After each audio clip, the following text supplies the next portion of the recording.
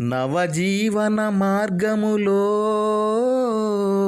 నన్ను నడుపుచున్నా ఆదిదేవుడా నా యేసయ్యా.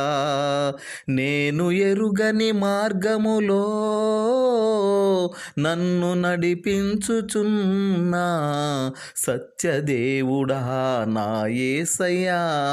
నేను నడువవలసిన మార్గములో నన్ను నడిపించుచున్నా నా ప్రభువా.